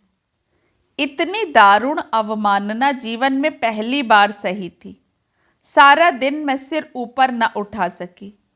शाम को पंडित जी के यहाँ पहुंची तो वे उस समय भी गदगद थे। जिया से वैसे वे संगीत की चर्चा कम ही करते थे, पर मगन भाव से गेहूं फटकती हुई जिया से उन्होंने कहा, कल तुम्हारी इस बिटिया ने क्या बसंत गाया था। वाह! सबके चेहरे फक हो गए। पंडित जी, मैंने गंभीर होकर कहा, आपने मुझे बसंत ही क्यों गवाया? मैं कोयल की तरह काली हूँ इसलिए ना। यह क्या कह रही हो कन्नू? वे हैरान थे। मैंने सुबकते हुए उन्हें सारी बात बता दी। मेरी बात सुनकर वे बोले, उन्होंने तुम्हें कोयल कहा है ना, तुम्हारे स्वर के सौंदर्य को तो वे लोग अनदेखा नहीं कर सके। बस इसी का लोहा सबसे मनवाना है और वे एक दिन मानेंगे। तब मैंने सोचा कि शायद बाबूजी ने यही कुछ सोचकर मुझे उनके चरणों में डाल दिया था। बहुत दिनों बाद एक फुर्सत वाला रविवार मिला था। मनोज 4-5 दिन के लिए घर गए थे। नौकरी के बाद वे पहली बार अपने परिवार से मिलने गए थे। वह भी इसलिए कि पॉलिटेक्निक में उनका दाखिला हो गया था। उन्हें मालूम था कि सेशन शुरू होने के बाद फिर वे इतना समय न निकाल पाएंगे। मुझे लौटने की कोई जल्दी नहीं थी, इसलिए पंडित जी के पास से उठने पर मैं जिया के पास आ बैठी थी। पहले दिन जिया मुझे बहुत बेसुरी लगी थी, पर जैसे जैसे परिचय बढ़ता गया मैं उनके स्वभावगत माधुर्य से परिचित होती गई। उनकी बोली में मुझे अपने ननिहाल की सौंधी गंध आती। इतने सालों तक महानगर में रहने के बावजूद ना तो उनकी भाषा बदली थी ना स्वभाव। उनके निश्चल वात्सल्य की छाँव में 2 घड़ी बैठ लेना बहुत अच्छा लगता था। बहुत दिनों बाद सुयोग बना था, इसलिए बातें थी कि खत्म ही नहीं हो रही थी। तभी पंडित जी ने आवाज़ दी, इधर देखो कौन आया है। और इससे पहले कि हम उठकर देखते, एक गोरी चिट्टी महिला भीतर प्रविष्ट हुई। उन्हें देखते ही जिया बाहें पसार कर उठ खड़ी हुई और उन्हें अंक में भर लिया। गले मिलते ही दोनों ने जो बिसूरना शुरू किया कि बाहर का सुनीला शोर अपने आप थम गया। जिया के साथ मैं भी उठकर खड़ी हो गई थी और अब असमंजस में थी कि क्या करूं। वह रुलाई खुशी की थी या दुख की, यह भी समझ में नहीं आ रहा था, इसलिए चुपचाप खिसक लेना भी अच्छा नहीं लग रहा था। जब कुछ भी समझ नहीं पड़ा तो मैंने वह दाल समेटनी शुरू कर दी जो जिया के साथ बिनवा रही थी। बिनी हुई दाल डिब्बे में भरकर यथास्थान रखाई। अनबिनी दाल पतीली में रखकर उस पर थाली ढक दी। बोरी उठाकर पिछवाड़े आंगन में फटकार कर रख दी। इस बीच यह युगल रुदन थम गया था और दोनों बैठ गई थीं। हाथ धोकर मैंने 2 गिलासों में पानी डाला और उनके सामने रखते हुए पूछा, जिया चाय बनेगी? जिया को जैसे अब मेरी उपस्थिति का भान हुआ। हुलसते हुए बोली, कन्नू, जे म्हारी लौरी हैं मनोज की अम्मा। आश्चर्य है, मुझे पहले ही यह ख्याल क्यों न आया। दोनों बहनों में कितना तो साम्य है। बस जिया के भाल पर दिप दिप करती अठन्निया बिंदी भर थी। कन्नू, वे जैसे चौकन्नी हुई, मतलब कल्याणी। हाँ, जेई नाम है, हम पे तो लेते ही ना बंत। तो यही है वो हुस्न परी जिन पे मुन्ना राजा मरे जा रहे हैं। हम दोनों आवाक। वाह जिया, खूब देखभाल की भांजे की। हम तो वहाँ तुम्हारे भरोसे बैठे रहे, तुमने हमारे घर में आग लगा दी। ऐसा का हो गयो? अब होने को बाकी ही क्या रह गया है। हम तो समझते थे कि जीजा गाना भर सिखाते हैं, पर हमें क्या पता था कि प्रेम प्यार की क्लास भी खोले बैठे हैं। ये गवैया बजवैया सब एक से होते हैं, तभी तो अम्मा ने हमें कभी तुम्हारे पास नहीं भेजा। और अब किसकी भेजी हुई आई हो? पंडित जी दरवाजे पर खड़े होकर एकदम दहाड़े तो मैं कांप सी गई, पर आगंतुक पर कोई असर नहीं हुआ। उतनी ही कड़कदार आवाज में जवाब देते हुए बोली, मेरे बेटे ने भेजा है। वह गधा इस पद्मनी से ब्याह रचाना चाहता है। अभी नौकरी के 4 महीने भी पूरे नहीं हुए और उसके पंख निकल आए हैं। यह भी होश न रहा कि घर में जवान बहन कुंवारी बैठी है। यह तुम्हारा अपना मामला है, घर में निपटो। यहाँ गालियाँ बकने क्यों आई हो? गाली किसने दी? खरी बात कह रही हूँ तभी तो लग रही है। आपकी शह मिलती रही है तभी तो उसकी यह हिम्मत हुई है, नहीं तो आज तक उसने कभी किसी की ओर आंख उठाकर नहीं देखा। और अब आंख पड़ी भी तो किस पर हो? शब्दों में जितनी घृणा उड़ेल सकती थी उतनी उड़ेल कर उन्होंने मुंह बिचका दिया। पंडित जी दरवाजे में खड़े थे, इसलिए इतनी देर लिहाज किए रही, पर जब असह्य हो उठा तो उन्हें परे धकिया कर मैं बाहर निकल आई। मनोज पर इतना गुस्सा आ रहा था। इतना बड़ा निर्णय लेने से पहले मुझसे पूछा तो होता। क्या यह सोचा था कि मैं एक पांव पर तैयार खड़ी हूँ? उनके कहने भर की देर है। वैसे उन्होंने गलत नहीं सोचा था। पिछले कुछ दिनों से यही सपना मैं बार बार देख रही थी, पर हर लड़की की तरह मैंने भी चाहा था कि यह बात कोई मेरे कानों में मधुवंती की मंदिर स्वरावली में गुनगुना कर कहे। यह क्षण मेरे जीवन में वासंती हवा का झोंका बनकर आए। यह पल मेरे मन के आकाश में शरद पूनों की चांदनी बनकर उतरे। प्राण पावड़े बिछाकर मैं उस मंदिर क्षण की प्रतीक्षा करती रह गई और कोई जैसे मुंह पर थूक कर चला गया। और अब यह मुंह लेकर पंडित जी का सामना कैसे करूंगी? क्या सोचा होगा उन्होंने? उनके अकृत्रिम स्नेह का मैंने यही प्रतिदान दिया है।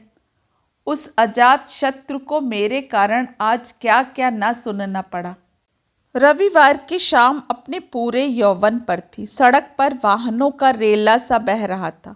मन तो हुआ कि कूद पड़ूं किसी गाड़ी के आगे, सारा किस्सा ही खत्म हो जाए।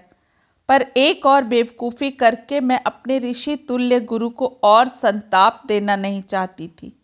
फिर इस अभागे देश में कुंवारी लड़की का मरना भी तो निरापद नहीं है। 100 विवाद उठ खड़े होंगे। माँ भैया कहीं मुंह दिखाने लायक न रहेंगे। और फिर इस तरह चुपचाप मरने से फ़ायदा? एक बार मनोज से जवाब तलब तो करना ही है। मेरा इस तरह अपमान करने का उन्हें क्या हक था? बैंक से लौटकर चाय पी रही थी कि नीता ने आकर बताया, बुआ पंडित जी आए हैं। हिम्मत जुटाकर उनके सामने पहुंची। उस समय वे ड्राइंग रूम में भैया के साथ बैठकर चाय पी रहे थे। मुझे देखते ही सहज भाव से बोले, इधर से निकला तो एकदम याद आ गया, कल तुम मंदिर जाने को कह रही थी ना। मना करने को कोई सवाल ही नहीं था। पूरे रास्ते कोई एक शब्द भी नहीं बोला। मंदिर पहुंचकर मैंने बेमन से प्रणाम किया और बाहर चबूतरे पर आकर बैठ गई। पंडित जी निर्लिप्त भाव से आराधना करते रहे। गर्भगृह में खड़े होकर उन्होंने अपने गुरु गंभीर स्वर में शिव महिमा का पाठ किया, अपनी नियमित परिक्रमाएं पूरी की, फिर सबकी जय राम जी की लेते हुए मेरे पास आकर बैठ गए। जिसके लिए आतंकित थी वह क्षण सामने आ गया था। कन्नू, उन्होंने पूछा, कल वाली बात क्या सही है? उत्तर में मैंने सिर झुका लिया। जवाब देती भी तो क्या? कैसे कहती कि मेरी मनोज से इस संबंध में कभी कोई बात नहीं हुई? अगर कह भी देती तो क्या वे विश्वास कर लेते? क्या कभी मैंने भी यह सोचा था कि इतनी बड़ी बात मेरी सहमति के बिना ही कह दी जाएगी? एक बात और पूछूंगा बेटे, तुम मनोज के रूप रंग पर रीझी हो या और कोई बात है? मैंने इस बार भी उत्तर नहीं दिया। कैसे कह देती कि मैं तो इसलिए रीझी हूं कि कोई पहली बार मुझ पर रीझा है। पहली बार किसी पुरुष ने मुझे नारी रूप में देखा है। पहली बार किसी ने मेरे व्यक्तित्व को एक नया आयाम दिया है। पहली बार मेरा अस्तित्व गाने वाली गुड़िया से कुछ ऊपर उठा है। उस घर में तुम्हारा स्वागत कैसे होगा इसकी झलक तो तुम्हें मिल ही गई होगी। जी, मैंने अस्फुट स्वर में कहा। अच्छा हुआ जो कल तुमने अपनी होने वाली सास का स्वाभाविक रूप देख लिया। यह भ्रम कभी मत पालना कि तुम्हारी जिया की सगी बहन है। दोनों के स्वभाव में कोई साम्य नहीं। वह तो साक्षात चंडिका है। सारा घर उसके आतंक के साए में पलता है। पति भी जब तक जीवित रहा डरा डरा रहा। उसके परिवार से उसे ऐसा काट दिया था कि जिंदगी भर बेचारा अकेलेपन की व्यथा में घुलता रहा।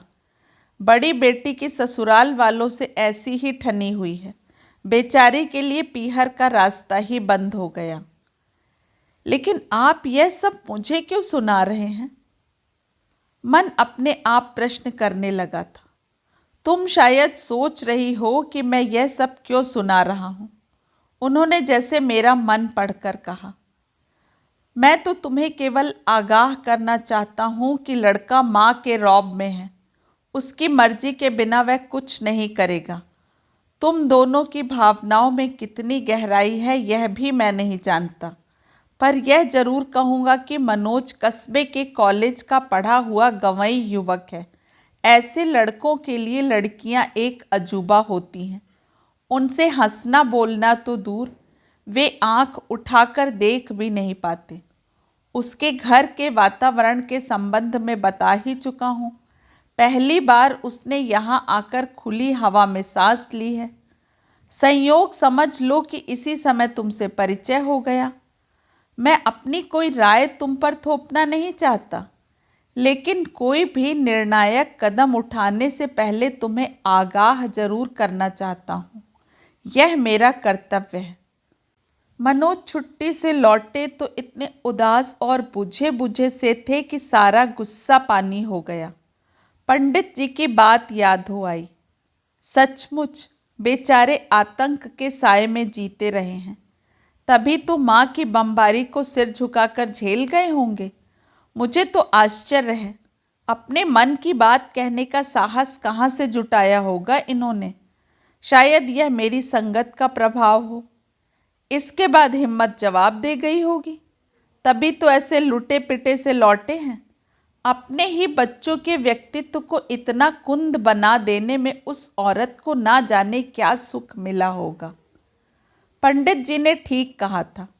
यहाँ आकर पहली बार उसने खुली हवा में सांस ली है, पहली बार परिचय हुआ था। तब मैं एक तरह से चौंकी ही थी। पहली भेंट में कोई इतना कैसे खुल जाता है।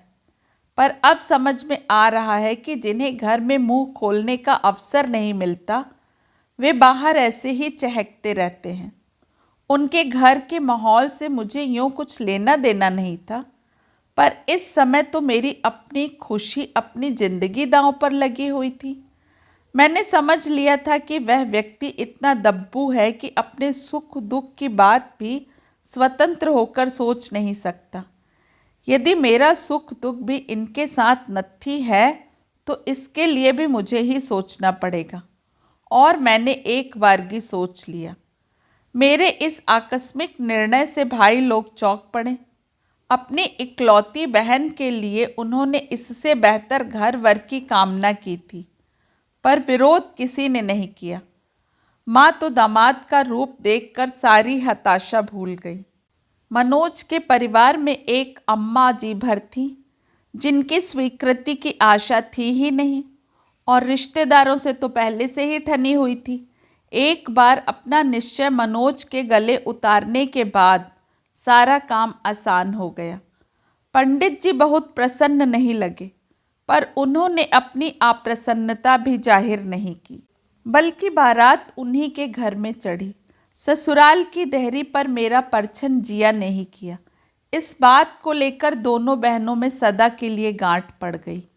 किसी की इच्छा अनिच्छा वैर प्रेम की यहाँ परवाह ही किसे थी। आनंद पथ के दो यात्री सारी दुनिया को अंगूठा दिखाकर अपनी यात्रा पर चल पड़े थे। सब कुछ सपना सा लग रहा था। अपने विवाह को लेकर कल्पना का ताना बाना मैंने बुना ही नहीं था। इतना अवकाश ही नहीं मिला। मन सदा और बातों में उलझा रहा। यह प्रसंग जीवन में आंधी की तरह अकस्मात उठा और मुझे अपने साथ बहाकर ले गया। पलक झपकते ही मैं मनोज को वरमाला पहना चुकी थी। भैया ने बेमन से ही सही जो सामान दिया था उसे लेकर अपनी गृहस्थी का श्री गणेश किया।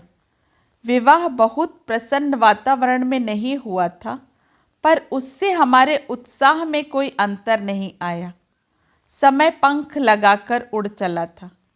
नौकरी मेरी भी थी, उनकी भी। शाम को वे क्लास भी अटेंड करने जाते थे। बस उतनी ही देर को हम अलग होते थे। दिन तो दफ्तर में चला जाता था, पर शाम को घर पर अकेले रह जाना बहुत अखरता था। अपनी महती आकांक्षाएं तब मुझे ही जहर लगती। वह शाम का समय ही मेरे लिए फुर्सत का समय होता था। कई बार मन होता तानपूरा लेकर बैठ जाऊं, कुछ गा लूं, गुनगुना लूं, पर तभी रसोई की टेर सुनाई दे जाती। माँ के यहाँ तो कभी चाय भी मैंने अपने मन से नहीं बनाई, पर इन दिनों पति को नित्य नए व्यंजन खिलाने का एक जुनून सा सवार हो गया था। सुबह बिस्तर से बाहर निकलते निकलते 9 बज जाते थे। हाबड़ ताबड़ में चाय नाश्ता भी ढंग से नहीं बन पाता था, पर शाम के खाने में मैं पूरी शक्ति लगा देती। रेडियो से, सहेलियों से, पत्रिकाओं से नई नई विधियां सीख कर उनका प्रयोग करती रहती। बेचारे मनोज मेरे इस अत्याचार को हंस हंस कर झेलते। पति की प्रशंसा पाने का सुख उन दिनों मेरा सबसे बड़ा प्राप्य था। रसोई में बचा समय इनके होमवर्क पर खर्च होने लगा। पता ही नहीं चला स्वर लिपि लिखने वाले मेरे हाथ बड़े मज़े से कॉपियां भरने लगे। और मज़े की बात तो यह कि मुझे इस शुष्क काम में भी अलौकिक काव्य नजर आने लगा। जीवन का रंग ही बदल गया। रविवार की दोपहर पंडित जी के यहाँ जाना एक भार लगने लगा। बड़ी आसानी से मैं 2-2 रविवार गोल कर जाती। वे भी मुझसे उदासीन से हो गए थे। जाती तो निर्लिप्त भाव से कुछ बता देते, ना पहले की तरह डांटते फटकारते, ना अनुपस्थिति की कैफियत तलब करते। गाना बिल्कुल ही छूट गया हो ऐसी बात भी नहीं, बल्कि इतने दिनों तक मैं स्वरों के जंगल में भटक रही थी। सही सुर तो अब जाकर मिला था। इतने सालों से जो सीख रही थी वे तो कोरे शब्द थे, उनका मर्म तो अब समझ में आया था। अब तक तो केवल गाती थी, अब मैं गीतों को जी रही थी। 16 श्रृंगार करके रोज अटरिया पर बैठकर पिए की बाट जोहा करती। उनके विरह में एक एक पल युग सा बीतता। वे जरा भी देर लगाकर आते तो रूठ जाती, कहती जाओ, जहाँ इतनी रात बिताकर आए हो वहीं लौट जाओ, अब यहाँ क्या लेने आए हो। वे मनुहार करने लगते तो लड़िया कर कहती, अच्छा जरा मेरी उलझी हुई लट तो सुलझा दो। सेज चढ़ते हुए कभी बैरन पायल को कोसती, कभी कंगन को, जो झनझना कर मेरा रहस्य सब पर खोल देते हैं। ऐसे में अड़ोस पड़ोस की जिज्ञासु औरतें मुझे बैरन सास और दुष्टानंद से कम नहीं लगती। सुबह होती तो मेरी अलस नायिका कहती, अब तो जरा भर सो लेने दो, रात भर तो तुमने आँख नहीं लगने दी। मैं तो हैरान थी उन रसिक मनीषियों ने कैसे कैसे सरस प्रसंगों को शब्दों में बांध दिया था। पहली राखी पर भैया मुझे लिवाने आए तो मैंने इन्हें भी ठेल ठाल कर घर भेज दिया। इनके मना करने के बावजूद रजनी के लिए एक अच्छी सी साड़ी साथ रख दी, पर मेरा यह सद्भावना मिशन फेल हो गया। 2 दिन बाद ये लौटे तो बेहद उखड़े हुए थे। अपनी सारी खीज मुझ पर उतारते हुए बोले, खुद तो अपनी माँ के यहाँ बैठकर आराम फरमाती रही और मुझे वहाँ भट्टी में झोंक दिया। मैं तो जानता था वहाँ जाकर क्या स्वागत होना है, बस चलता तो कभी वहाँ का रुख न करता, पर रानी जी की जिद थी ना।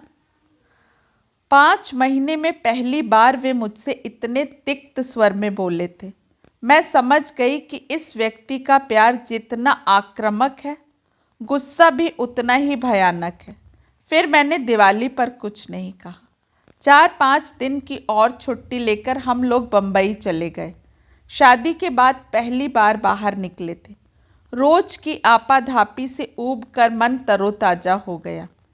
जेब की हालत जरा और अच्छी होती तो इस सुख का स्वाद और बढ़ जाता।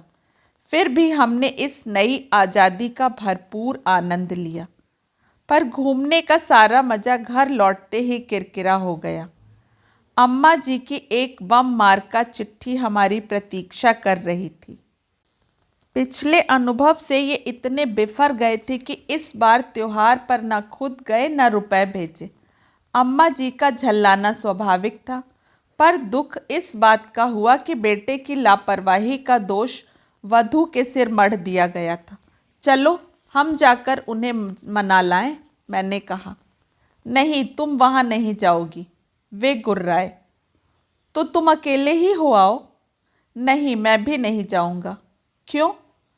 जहाँ तुम्हारा स्वागत नहीं हो सकता उस घर में मैं पाँव भी न दूंगा। पति का यह एकांतिक प्रेम देखकर मैं गदगद हो आई, पर मेरे कारण वे अपने घर परिवार से कट जाएं, यह मुझे अच्छा नहीं लगा। उन्हें शांत करते हुए मैंने कहा, कभी उनकी ओर से भी तो सोच कर देखो। हर माँ अपने बेटे के लिए एक सुंदर सी बहू की कामना करती है।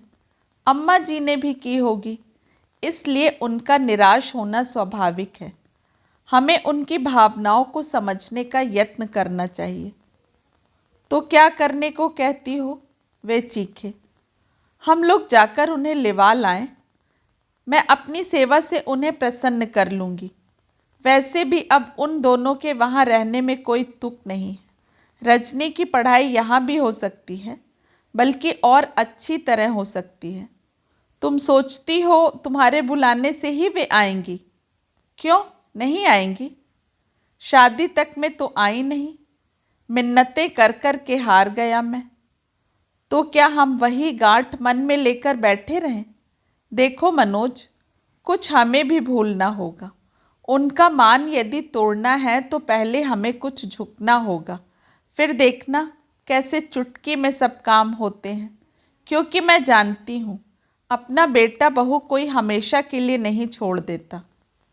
तुम्हारा भ्रम है, वे बहुत नाक वाली हैं, नहीं आएंगी। और वह प्रसंग वहीं समाप्त हो गया। सचमुच वे बड़ी नाक वाली निकली। 10 बार जाकर इन्होंने नाक रगड़ी, तब कहीं उन्होंने आने की अनुकंपा की। इतने दिनों तक कहती रही, तब नहीं माने। जब गरज पड़ी तब बुलाने लगे।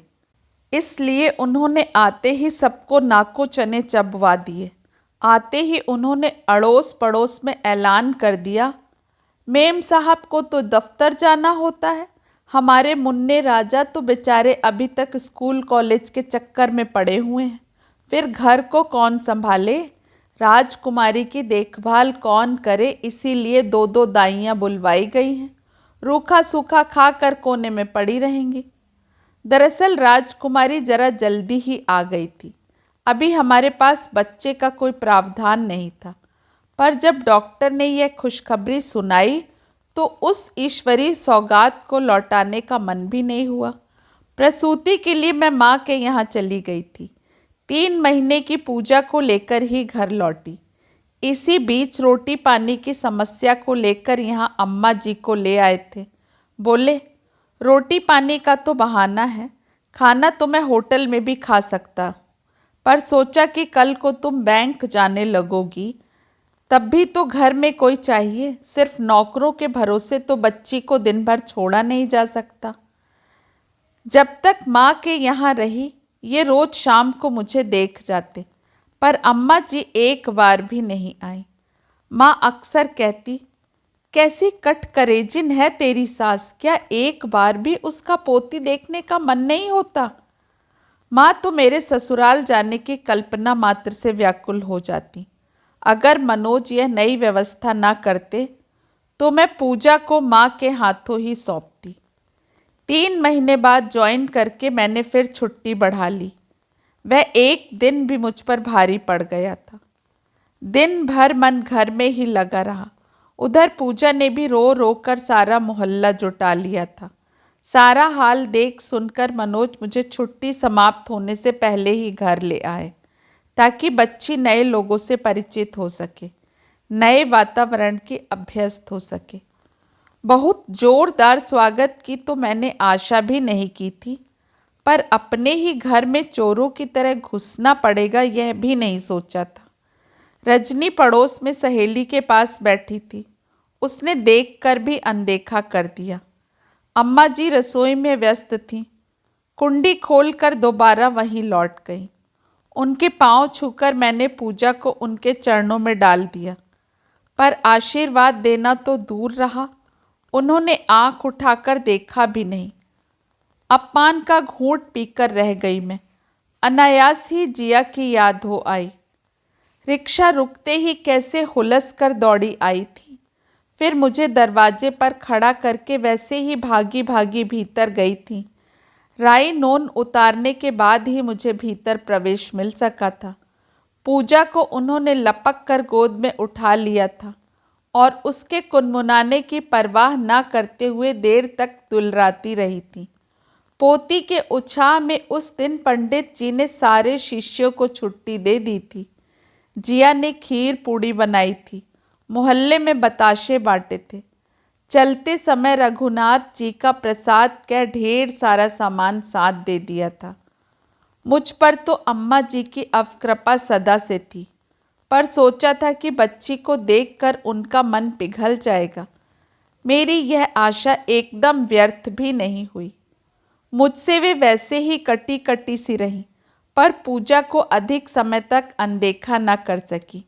गोरी चिट्टी गुलगोथनी पूजा बिल्कुल उनके बेटे की प्रतिमूर्ति थी।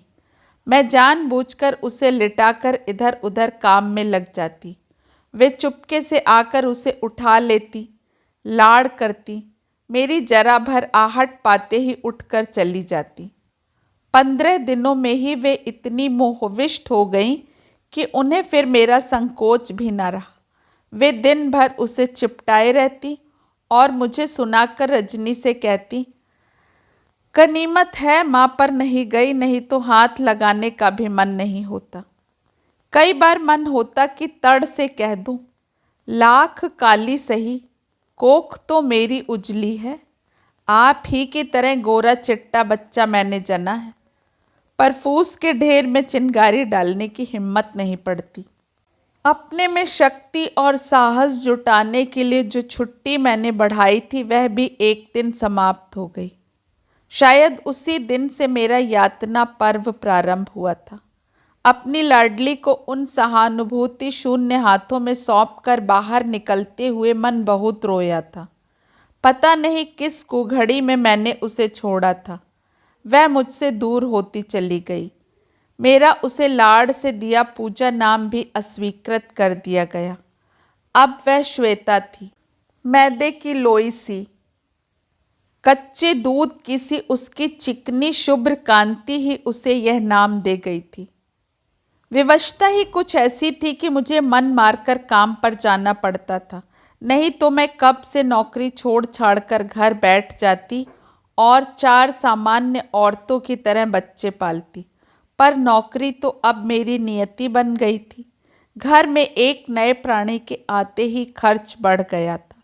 मैं उसे अच्छे से अच्छा पहनाना ओढ़ाना चाहती थी।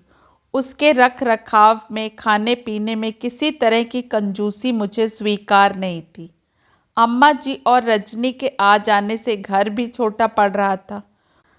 उन्हीं दिनों हमारे भाग्य से ऊपर वाला हॉल नुमा कमरा खाली हो गया। उसमें अटैच टॉयलेट की भी सुविधा थी। किराए की परवाह न करते हुए हमने तत्काल उसे ले लिया। दिन भर की आपाधापी के बाद इस निगूढ़ एकांत में बहुत शांति मिलती थी। दिन भर ऑफिस में काम करते हुए मन अपनी लाडली के आसपास ही घूमा करता था। उसके किसी भी प्रकार की अहित की आशंका मुझे नहीं थी। फिर भी वह 5-6 घंटों का विछोह मेरे लिए पहाड़ बन जाता। घर लौटने तक ममता का भार असह्य हो उठता। लगता कि उड़कर पहुंच जाऊं और उसे छाती से लगा लूं।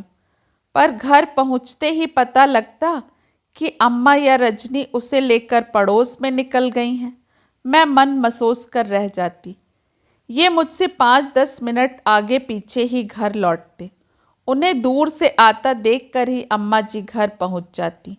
मैं लपक कर श्वेता को गोद में लेती और कमरे में गुम हो जाती। यही तो समय मिलता था उसे जी भरकर दुलराने का, प्यार करने का। इनका चाय नाश्ता अम्मा जी तैयार करती, पास बैठकर इसरार करके खिलाती। इन्हें तुरंत शाम की क्लास के लिए जाना होता था। किसी तरह जल्दबाजी में ये खा पीकर चले जाते। अम्मा जी बाद में अड़ोस पड़ोस को सुनाकर कहती, अच्छी लव मैरिज की है। थके हारे मर्द को एक कप चाय का भी आसरा नहीं है। मैं कहती हूँ सूरत शक्ल तो भगवान की देन है, पर आदमी गुण ढंग तो सीख सकता है। मैं सुबह शाम खाना बनाने का भरसक यत्न करती, पर अम्मा जी ने रसोई में ऐसा दखल जमा लिया था कि हटने का नाम ही नहीं लेती थी। मेरे हिस्से में झाड़ू लगाना, कपड़े धोना या चटनी पीसना ऐसे ही काम आते थे। कभी आग्रह पूर्वक कुछ बना भी लेती तो वे ऐसे घूरती रहती कि घबराहट में कभी नमक भूल जाता या मिर्च दोबारा डल जाती। खाते समय वो नुक्ताचीनी होती कि बस। गुस्सा तो तब आता जब ये भी आलोचकों की टोली में शामिल हो जाते। कल तक यही मनोज बनाने वाले की उंगलियां चूमने की बात करते थे। उस दिन भी हम माँ बेटी तृप्त भाव से कमरे में लेटी हुई थी कि नीचे से रजनी ने आवाज दी। पता चला इनके एक मित्र सपत्नीक आए हुए हैं। जैसे ही बाहर के कमरे में पांव दिया मैं चौंक पड़ी। मित्र पत्नी सिर से पांव तक सौंदर्य प्रसाधनों का विज्ञापन बनी हुई थी। उनके सामने अपनी मुचड़ी साड़ी और बासी चेहरा लेकर मैं एक हीन बोध से भर उठी। मनोज की आंखों में भी मैंने पहली बार एक वितृष्णा का भाव देखा और सहम गई। रात को अपनी सफाई देते हुए मैंने कहा, बैंक से लौटकर इतनी थक जाती हूँ कि कुछ करने का मन ही नहीं होता। फिर दिन भर उसे छोड़े हुए हो जाता है। वे जैसे फट पड़ने को आतुर ही बैठे थे। बार बार यह नौकरी का हवाला क्यों देती हो? इस शहर में 50% औरतें नौकरी करती हैं। अनिल की बीवी भी करती है। सभी अपने बच्चों को छोड़कर काम पर जाती हैं। तुम्हारी तरह सभी भाग्यवान भी नहीं होती। उन्हें सुबह शाम खाना बनाना पड़ता है। बच्चे को नहला धुलाकर आया के घर छोड़ने जाना होता है। बाजार से सौदा सुलभ भी वे ही लाती हैं। तुम तो इन सारे झंझटों से बची हुई हो, सलीके से रह तो सकती हो। श्वेता के जन्म के बाद सब छूट सा गया था। अब फिर से शाम को सजना संवरना शुरू कर दिया। पर किसके लिए? तैयार होकर नीचे उतरती तब तक ये तो क्लास के लिए निकल चुके होते या जाने की जल्दी में होते। सारा आयोजन व्यर्थ हो जाता। मुझे देखकर अम्मा जी और रजनी कनखियों से एक दूसरे को निहारती और हंस देती। वह हंसी तिलमिला देने वाली होती थी। कभी कभी उनका उपहास मुखर भी हो जाता। वे विधाता को धन्यवाद देती जिन्होंने उन्हें पाउडर के खर्च से बचाए रखा। कभी कहती, गृहस्थी क्या करेंगी खाक, रानी जी को सिंगार पटार से ही फुर्सत नहीं मिलती। रूप रंग के बाद घर गृहस्थी के कामों में मेरा अनाड़ीपन अम्मा जी के हाथ का दूसरा बड़ा पत्ता था। इससे बाजी हमेशा उनके हाथ में रहती थी। बचपन से ही मन सुरों की दुनिया में ऐसा खो गया था कि कई चीज़ें सीखने को रह गई थीं। उन्हें लेकर कभी कभी बड़ी शर्म झेलनी पड़ती थी। हाय भाभी, कितनी प्यारी फ्रॉक है, आपने बनाई है? पड़ोस की मुँह बोली ननंद पूछती। नहीं, रजनी ने बनाई है। अरे वाह, मेज पोश तो बड़ा खूबसूरत है। आप इतनी अच्छी एम्ब्रॉयडरी कर लेती हैं, हमें तो पता ही नहीं था। नहीं, यह तो रश्मि के हाथों का कमाल है, शादी से पहले काढ़ा था। दुल्हन, वो लाल मिर्च का अचार तो बड़ा स्वादिष्ट लगा, कैसे बनाया था जरा बताना भाई। अम्मा जी से पूछ लीजिए, उन्होंने ही डाला है। मतलब कि घर में कई चीज़ें प्रशंसा बटोरती रहती पर किसी पर भी मेरी मोहर नहीं होती थी। ऐसे में माँ बहुत याद आती थी। वे अक्सर कहती थी, कन्नू थोड़ा इधर भी देख लिया करो, कल को ससुराल जाओगी तो यही काम आएगा। यह हिंदुस्तान है, अमेरिका नहीं है। बाबूजी सुनते तो माँ को बुरी तरह झिड़क देते। पंडित जी की बात दोहरा कर कहते, तुम्हारी बिटिया चूल्हा चक्की करने के लिए बनी नहीं है, यह तो साक्षात सरस्वती है। अब बाबूजी आकर देखें अपनी सरस्वती को। कई चीज़ें तो अब मैंने सीख भी ली थी, पर उनके लिए समय नहीं मिलता था। सुबह शाम घर का और दिन में ऑफिस का काम करके इतना थक जाती कि बस। फिर थोड़ी देर गुड़िया को दुलराने का भी मन होता। कभी लंच आवर में 2-4 सिलाइयाँ निकाल लेती बस। एक एक स्वेटर महीनों ले लेता। इस बीच रजनी अपने आसपास वालों के 4-5 स्वेटर बुन चुकी होती। मेरी मजबूरी कोई नहीं समझता। मनोज भी नहीं। वे तो मजाक बनाने में अग्रणी रहते और मेरी सुस्त चाल को विलंबित लय का नाम दे डालते। श्वेता के जन्मदिन की पार्टी एक हादसे की तरह टीस जाती है। उसके जन्म पर तो किसी ने 5 लड्डू भी नहीं बांटे, पर जन्मदिन बड़ी धूमधाम से मनाया गया, क्योंकि इस बीच वह दादी और बुआ की आंख का तारा बन चुकी थी। पूरे मोहल्ले के लिए वह एक खिलौना थी। सबको बुलाया गया। इनके मेरे ऑफिस के सब लोग भी थे। कुछ रजनी की सहेलियां भी थीं। पंडित जी के यहाँ मैं खुद गई थी, पर उन्होंने मना कर दिया। श्वेता के लिए आशीर्वाद स्वरूप 11 रुपए जबरदस्ती मेरे हाथ में रखते हुए बोले, तुम्हारी सास का कुछ ठीक नहीं है। हमें देखकर भड़क उठी तो बेकार रंग में भंग हो जाएगा। भैया भाभी का भी यही मत रहा। उन्हें जो भेजना था उन्होंने निखिल नीता के हाथ भेज दिया, खुद नहीं आए। उस दिन मैंने छुट्टी ले ली थी। सुबह का पूरा समय घर की झाड़ पोंछ में निकल गया।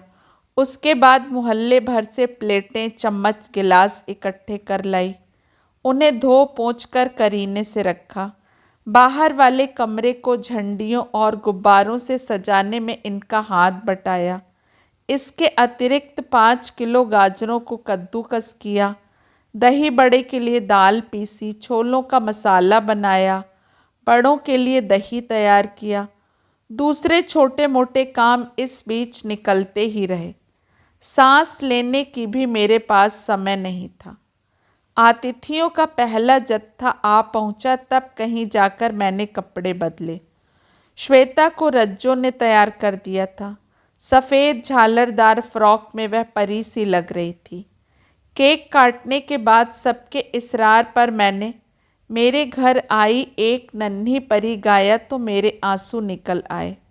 बहुत दिनों बाद इस तरह खुलकर गाया था, बड़ा अच्छा लगा।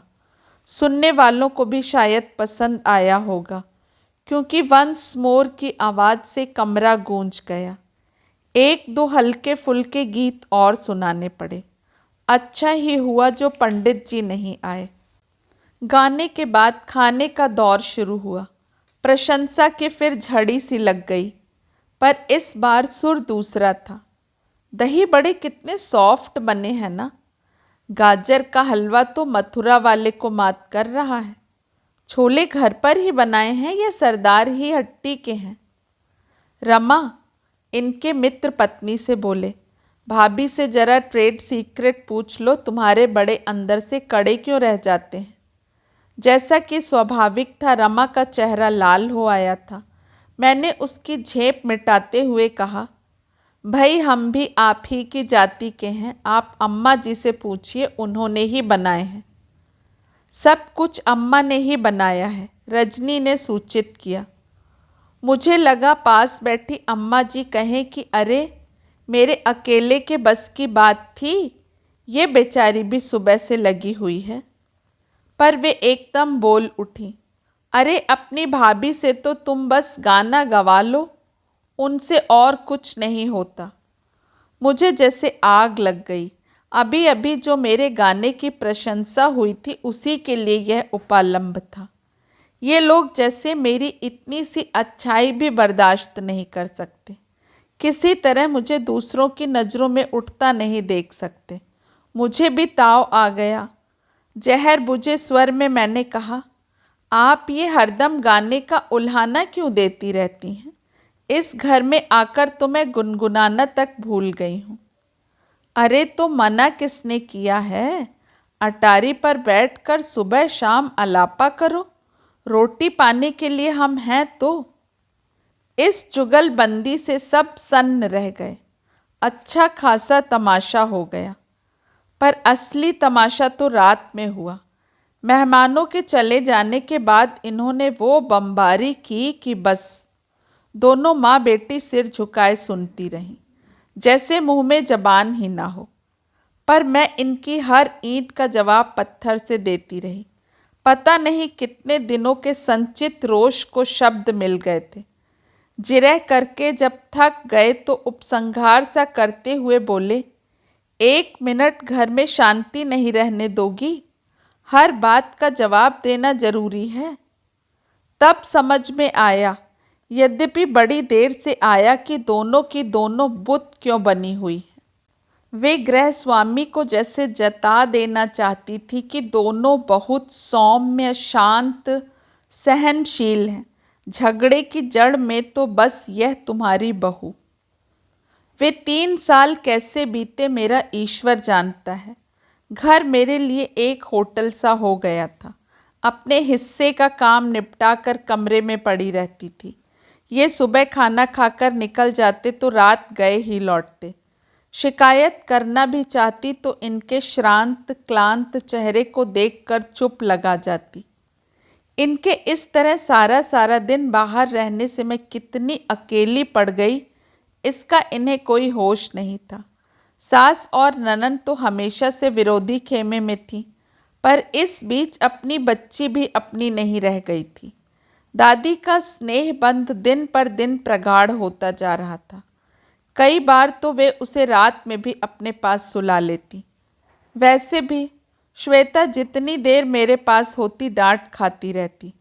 दादी और बुआ के सीमातीत लाड़ प्यार ने उसे बहुत जिद्दी बना दिया था। उन दोनों की देखा देखी वह भी मेरी उपेक्षा करने लगी थी। अपनी हर गलत सलत बात मनवाने की उसे आदत पड़ गई थी।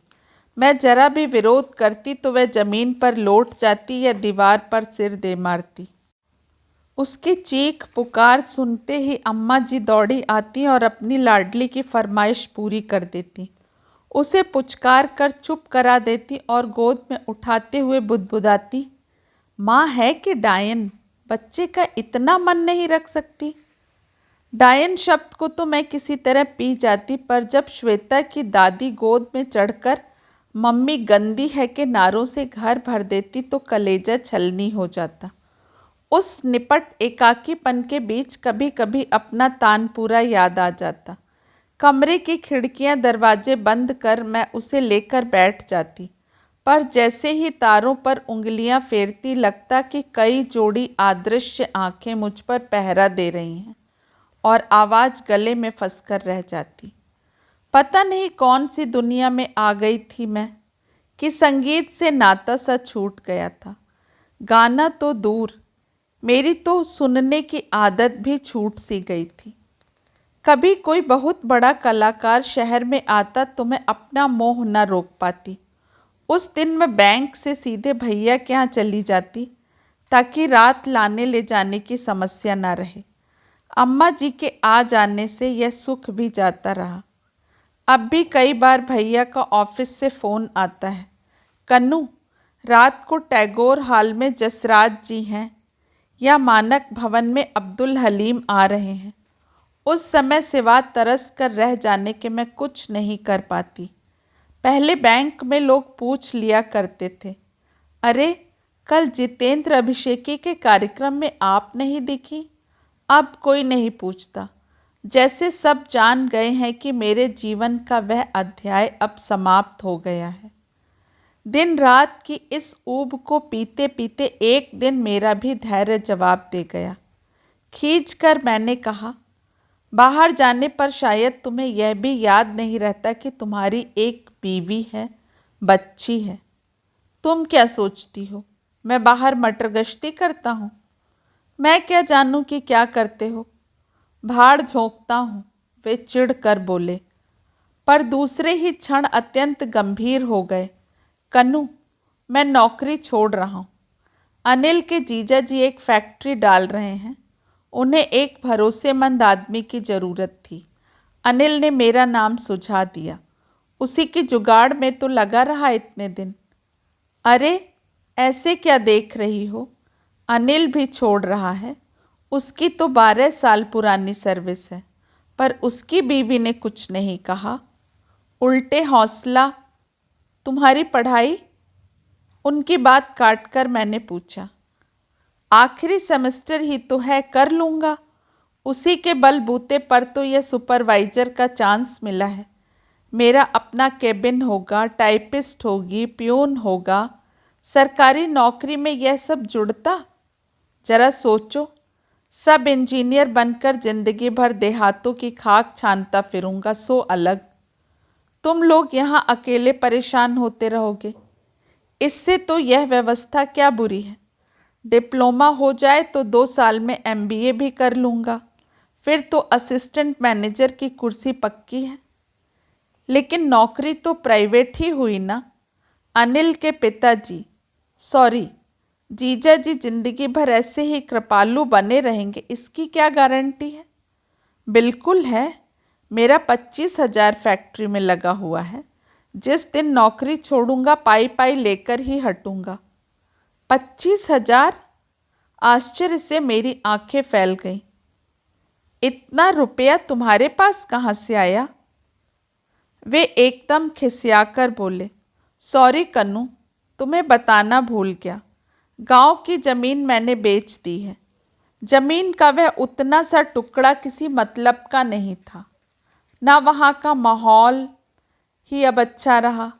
वैसे भी अब हमसे खेती किसानी तो होने से रही। मनोज, तुमने नौकरी छोड़ दी, गांव की ज़मीन बेच दी। क्या एक बार तुम्हें ऐसा नहीं लगा कि इतने अहम फैसले ले लेने से पहले मुझसे एक बार पूछ ही लेना चाहिए? कन्नू, दरअसल मैं तुम्हें सरप्राइज देना चाहता था।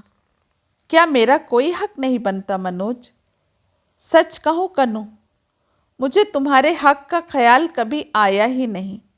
मैं सिर्फ तुम्हारी खुशी के बारे में सोचता रहा। जरा सोचो, ये सारी उठापटक क्या मैं अपने लिए कर रहा हूँ? कन्नू, तुम ही ने मुझे सपने देखना सिखाया है। तुम ही ने मेरी आकांक्षाओं को नया आकाश दिया है। तुम ही इस तरह हिम्मत हार जाओगी तो मैं कैसे आगे बढ़ूंगा? तुम ही मुंह फेर लोगी तो ये सारी भागम भाग मैं किसके लिए करूंगा? उनके मिश्री घुले स्वर ने सारे गिले शिकवे भुला दिए। अपना सिर उनके सीने में छुपाते हुए मैंने पूछा, जमीन वाली बात अम्मा जी को मालूम है ना? और तुम बताना भी नहीं, नहीं तो अभी रजनी की शादी के लिए हाय हाय करने लगेंगी।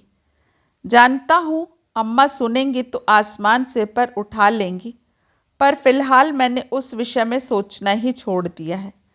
रज्जो का ब्याह 2 साल बाद भी हो सकता है और मैं खूब धूमधाम से करूँगा, पर इतना रुपया रोज रोज तो हाथ आएगा नहीं। इस समय इसे ठिकाने से नहीं लगाया तो जिंदगी भर क्लर्की ही करनी पड़ेगी। वह रात सुनहरे सपने देखते बीत गई। भाग्य लक्ष्मी ने अप्रत्याशित रूप से दरवाजे पर दस्तक दी थी। जमीन को लेकर भाई बंधुओं में पता नहीं कब से ठनी हुई थी। किसी जमाने में वादियों की सूची में मनोज के पिता का नाम भी था। उनकी मृत्यु के बाद ये लोग तटस्थ हो गए थे, क्योंकि कोर्ट कचहरी लायक ना तो पास में पैसा था ना हौसला। पर बिल्ली के भाग में छीका टूटा और जमीन का वह टुकड़ा अनायास हमारे हाथ लगा। हाई कोर्ट के निर्णय की शुभ सूचना देते हुए रिश्ते की एक बुआ ने लिखा था, बहू बड़ी भाग्यवान आई है, आते ही तुम्हारे सारे काम सुलझा दिए। मेरी यह तारीफ अम्मा जी को जरा नहीं भाई थी। मुंह बिचकाकर उन्होंने उस पोस्टकार्ड को ही सुना दिया था। अरे, यह तो देर सबेर होना ही था, इसमें उसने क्या कर लिया? उनकी उस बात का कसैलापन मन में अब तक ताज़ा था, पर अब सारा मलाल अपने आप खुल गया। दोस्तों, कहानी का शेष भाग लेकर कल फिर उपस्थित होंगी मैं। आप सभी का समय शुभ हो। नमस्कार। और देखते हैं आने वाले समय में कल्याणी का समय बदलता है या नहीं। उसे अपनी सास और ननंद का प्यार मिलता है या नहीं। उपन्यास के अगले और अंतिम भाग तक आप सभी का समय शुभ हो। नमस्कार।